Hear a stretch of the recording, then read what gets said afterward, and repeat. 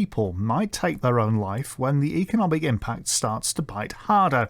Michael Cassells is from Every Life Matters. Male suicides are higher than female suicides, and every reason is different, as every person's different. That's beyond that. And a lot of the campaigns that we were seeing, Prince William, a lot of sports people getting involved. There's some rugby players and footballers have been speaking up lately about their experiences and encouraging men to deal with things. And it's okay to say to your mates, actually, I'm not okay.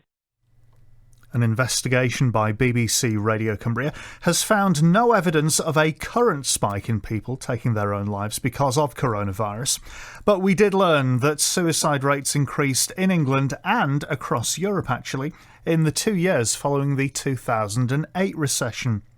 It's an issue close to the heart of Marie-Elsa Bragg, author, priest and duty chaplain at Westminster Abbey, and the daughter of the Cumbrian broadcaster Lord Bragg. That's why she's lending her support to the charity Suicide Bereavement Support Cumbria. Here she is, reading part of an unsent letter to her mother, who took her own life when Marie-Elsa was just 6 years old. She recalls a walk in the country that they'd taken together. We're still there, you and I. Something of us, at least, in the mountains, in the abandoned ruins and caves, in the bleached boulders and the crevices, full of winding wooded rosemary stems firing their dark green into the night. We're careful with the white sun and wary of summer fires, each longing to slip into the evenings between the warm ochre soil, our hearts cracked open to the sky. There's always something more, something missing about that night. Through my teenage years, a wondering would creep up on me in the street, and I'd search for the back of your head, curls or scarf, square shoulders. Or I'd look to the far corner of a road, thinking you might be there, watching me, as if you'd returned. I knew you broke under the despair of a silenced woman, lost in gaslight, your heart easier to destroy than listen to. And Marie-Elsa Bragg, who has become patron of the charity Suicide Bereavement Support Cumbria, joins us now. Marie-Elsa, good morning to you. Morning. You lost your mum to suicide as a child. What are your earliest memories of that, and how difficult was it for you to deal with? Good morning. Pleased to be with you. Yes, it's very hard for everybody, and children have a very difficult time of their own. It's very particular. And I think that's why I wrote the book. I don't think you ever recover, but you continually kind of work out how to speak to them in a different way and how to heal. I think when you're a child, you have a children's psyche, and I think it's quite important for people to allow you to, as you grow, work out how to process things in a new way, as you see the world in a different way, as you psychologically grow into life. But you'll always have that sense that life could end abruptly, and that's something that you live with for the rest of your life, really. Yeah, I was going to ask you how the experience of your mum's suicide actually changed your perspective on life. Yeah, well, it changed everything because my mother suddenly wasn't there. So that would change my perspective a lot. But then, of course, which the Suicide Bereavement Trust builds on so well, the community gathered around me, and my grandparents who lived in Wigton, they just took me in, and my uncles and aunts and cousins, and they all kind of knew that I was in trouble. And in a wordless way, they would just be around me. They would make sure that I was included in everything. They were keeping tabs on me, and they were incredibly loving and tactile. And that made a massive difference to me, and I felt a sense of belonging. Because I think when someone dies, in whatever reason, you miss a sense of belonging that you've had with them. And I think if people just let you know that you matter to them, even if it's somebody down the street who you didn't actually know very well at all, but people often find it very hard to know what to say. But if they were to send me a card saying, I don't know what to say, but I just want to let you know that I care and that it matters to me, then that would make all the difference. And I think suicide bereavement support have got this very positive view of the community gathering together. We've got small groups led by local people all around Cumbria. They're often people who've experienced that themselves, and they're well trained, and they've got the understanding of a community gathering around you, a place to talk about it, and a place to really hold you through for as long as you need. Is that why you got involved with Suicide Bereavement Support? Yes. And these people like John Brown, who started it way back in 2010, he just had a terrible experience. Mike Zeller with his father on dying, BBC Radio Cumbria. And the people who 8:05, good morning. Bereavement is never easy, really but losing a loved one to suicide raises all sorts of further questions and difficulties. It's why the Cumbrian charity Suicide Bereavement Support has, for the last 10 years, been working with 300 families, trying to make sense and pick up the pieces after suicide. Today, it expands into Barra, and we're going to hear from the charity shortly. But first, BBC Radio Cumbria's Neil Smith is live in Barrow for us this morning. Morning to you, Neil. Good morning, Mike.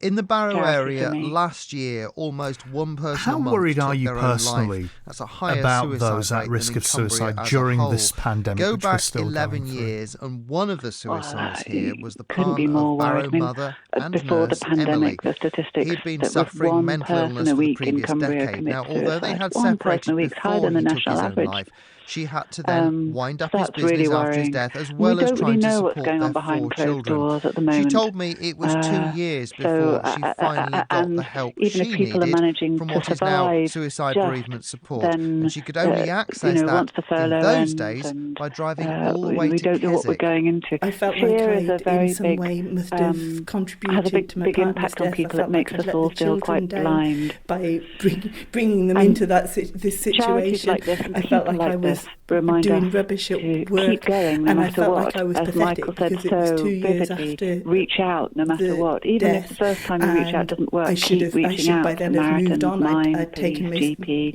you take a people period you of love, sick leave, you go back to people, work, you're meant to be well then, people aren't you? who And I are wasn't there, at all. and I if the was, first time like I say, I doesn't was in work, such a bad then place. try again. I would And never families have who considered live myself a with self-help the legacy kind of of person, someone you know? taking their It's, lives. to me, So what did you get out of going It's a to big those? journey for them at the too, and start mustn't of the forget meetings, I them didn't say and anything. offer them I went for somewhere quite a few months without to reach saying out anything at to, all. But what was get most the support important to me, they I think, was deserve. seeing the other people Because there and it realising affects all that of us. I wasn't the only and one it that hadn't matters managed to to kind all of of us. sweep it under the carpet and move on So after. yes, I'm very worried about after it. I'm X worried number about of children's months, mental that health. Other It's people an there were actually incredible having world similar for them to be problems brought to up me. into, So and things like the to be the children little struggling at survivors and school, told that that's they're a not very, catching very corona and common they have to thing. go out when adults can't.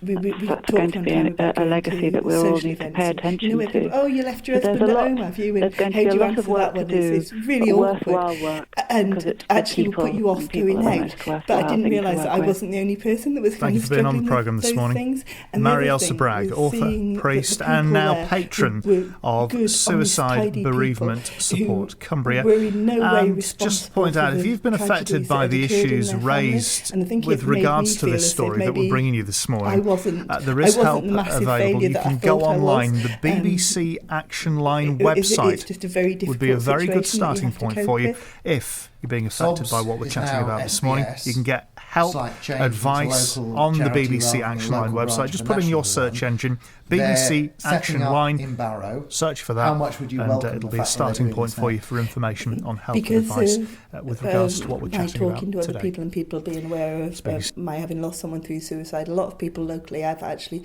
talked to me about their own situations and how, whether it's something that happened 25 years ago or 12 months ago, it's still there, and you need to learn how to incorporate it into your life and live life as fully as possible. And sometimes that can be incredibly difficult to do.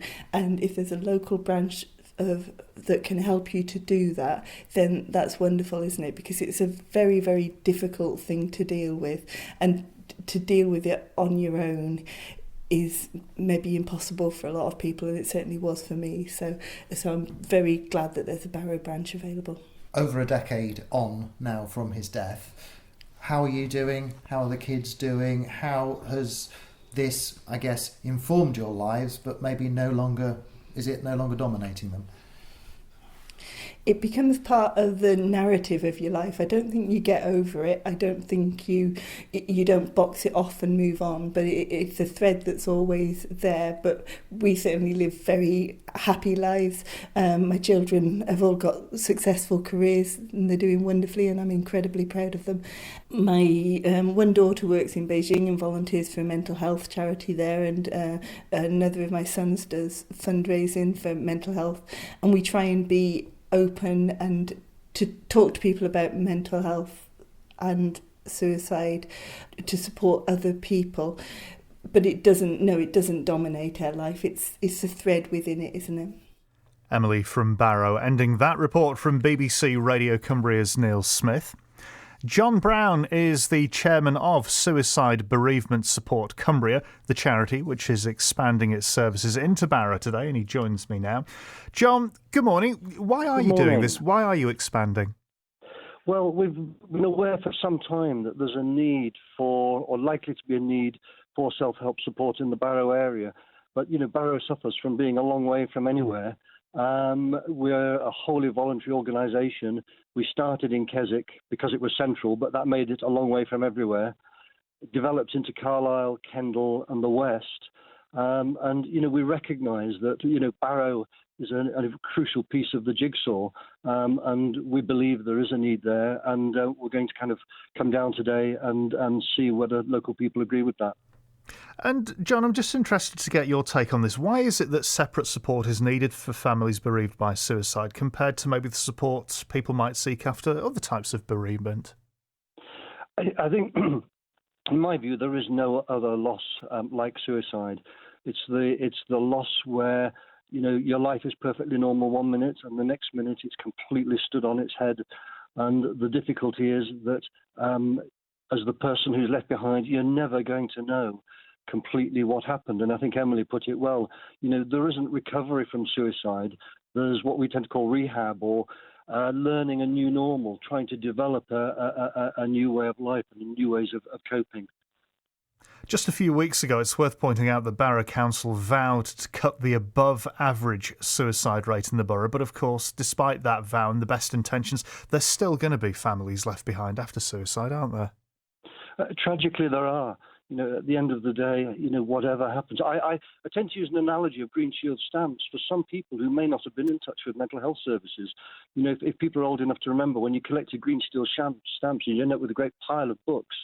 Now, if you translate that into hurts or painful experiences, something that might to most people seem quite a trivial event might be just that last stamp in the last book and lead somebody to take their life. And of course, taking a life is something from which there is no way back. We've heard from Emily, we've heard Emily's story today, and we heard from her how helpful the support was. How else, though, do you try and support people in this situation, John? I mean, basically what we do, coming to group meetings is not everybody's cup of tea. When you've just lost a loved one, to come to a meeting and meet strange people and talk to them about something so devastating and personal, is difficult. So basically, we have monthly group meetings which people can come and go, as they please. We also have a closed Facebook group. We have a website with a lot of information on it, email, text, people at the end of phones, so that, we can offer a kind of range of approaches. And a lot of what it's about is providing a platform and enabling people to meet each other, because the networking and support from people meeting each other is a kind of key part of it. I think the other thing, just the caution, is that we are wholly voluntary. There are no paid staff, so we have no office space and so on. So, we mustn't raise expectations kind of unrealistically. But the fundamental point is it's about self-help, putting people in touch with other people in similar situations, seeking mutual support. And to that end, what's the charity doing today? Well, what we're doing, Jim Ring, who facilitates the Kendal meeting, and I are coming down to Barrow. We're going to be at the People First Centre from 3 o'clock. So we'll be there from 3 till 5. So anybody who wants to breeze in, who perhaps doesn't want to come to a meeting or just wants to come informally, can call in. Any agencies, who may have an interest can kind of pop in and have a chat with us. And then at 7 o'clock at the same venue, we're open to people who've been bereaved to come along, meet with us, talk to us, and see whether we can find a way forward to develop something sustainable in Barrow. I'm very conscious. I'm talking to you from Stainton up near Penrith. And what I know from many years of coming to Barrow when I work for the local authority is that, Barrow needs to develop a response that will work locally for Barrow. We can provide infrastructure and support, but we're hoping we'll find local people who are willing to help develop a self-help support initiative in the area. And we're just going to test that tonight and see what happens. Good luck with everything you're doing, John. I know it's going to be appreciated by many, many folk. John Brown, the chairman of Suicide Bereavement Support Cumbria. Thank you. 8:15, it's BBC Radio Cumbria. This is Mike Zeller.